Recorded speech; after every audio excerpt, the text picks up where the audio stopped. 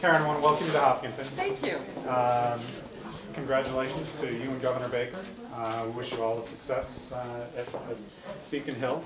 And we know that you've been a big supporter of economic development in our region in the past. And we hope to continue to see that support. Hopkinton, we feel, is on the move right now. So we're excited about that.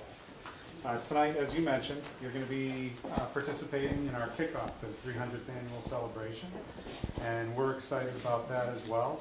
We've done a lot of introspection through different groups, and a lot of different people involved, and we realize that the key to our future is looking back, respecting the past, and engaging in the present, so that we can prepare for our future.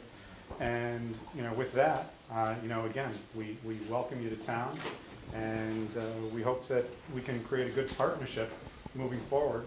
And with that, everybody, I know we're going to be relying on a lot of the folks in this room for our economic development as well, and continuing to move Hopkinton forward. And I just want to have everybody welcome our newest Lieutenant Governor, Karyn Polito. Thank you.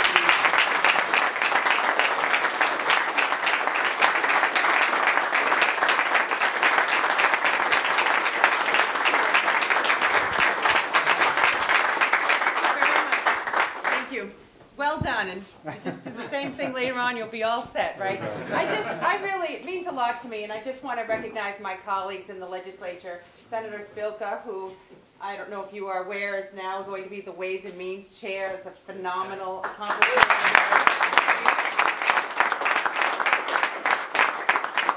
And Representative Dykema, who has well served Westboro and Hopkinton, and do you have a little bit of Northborough in there or something else? No, Holliston and Southborough. Holliston and Southborough. Okay, so good for you, and you've worked really hard. I love to see women doing great things in public service, and I can't wait to work with you. We've got a lot of work to do as we get started, and I just left Governor Baker just a little while ago when we started our commute here west. And he just appreciates, all that you're doing in your community. And one of the things we did today was take some time to stop at the Mass Municipal Association. They had their 38th annual conference today. And we talked about the partnership with our cities and towns across the state. And of course, what I bring to the team is that perspective from outside of Boston, which certainly the representative and senator know is very important to speak to when you're in Boston, and they forget that there is life beyond 128, there's life beyond Boston, and as much as we love our city, so much so that they are in the bidding for the Olympics, there is a whole Commonwealth that needs attention. And I will never forget my roots in Shrewsbury and in central Massachusetts, my adopted town of Westboro, and I see a lot of my friends from Westboro when I served in the House from there. And it's just important that we have this very strong partnership, because you are the local officials, you are the leaders here in the community, you know what works here and what's going to help inspire your growth for the next 300 years, right? And I think that's the point that we wanted to bring to the MMA today, that first of all, we're a new administration hitting the ground running, and that we do this in partnership with the business community, with our local leaders, and we're just going to do it together. There's no one-way street here. It's a two-way street. It is truly has to be that way, with a little give and take on both ends of the deal, and we'll make good things happen together. So with that, I just want to say thank you, because we do have some tough decisions to make. Here we are coming into office, rebalancing the current year budget, and there are a lot of local officials today concerned that they might hear news about a disruption in current aid coming to our cities and towns. And as a former selectman, we know you cannot adjust aid mid-year. I mean, that'd be devastating to your budgets. And we are rebalancing the budget, not on the backs of our cities and towns, and not on the backs of the taxpayers, but we're going to drill in deep and come up with the solutions that make sense to balance this budget the right way. And in just a short time, we've got to turn to next year's budget and to look at that and see how we maintain our priorities and our commitment to you, the cities and towns, and places like Hopkinton, where on the local level, you're making good decisions, You show us your best practices, and we appreciate that on your end. You've got a big celebration tonight. 300 years. When you think about the early settlers to this area, they didn't envision all that you've accomplished at this stage. And you have a good quality of life for the people that live here. You've got great schools, and you work with your business community. Not everyone is as fortunate as you to have EMC headquartered here in Hopkinton. That certainly helps a whole lot.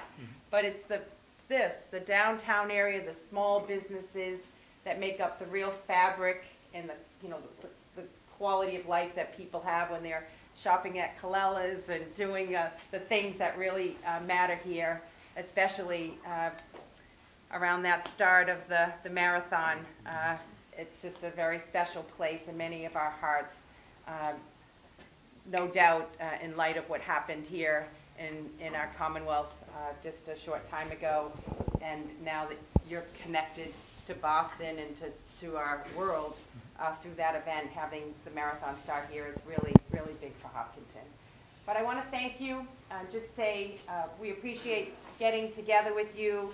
You know that for me in central Massachusetts, this is very easy for me to pass through, whether it's a chamber event or visiting your business or whatever your needs are. I look forward to working with you, and I thank you. Thank you very, very much for believing in us and supporting us and allowing us the special honor of serving as your governor and your lieutenant governor. Thank you. Thank you.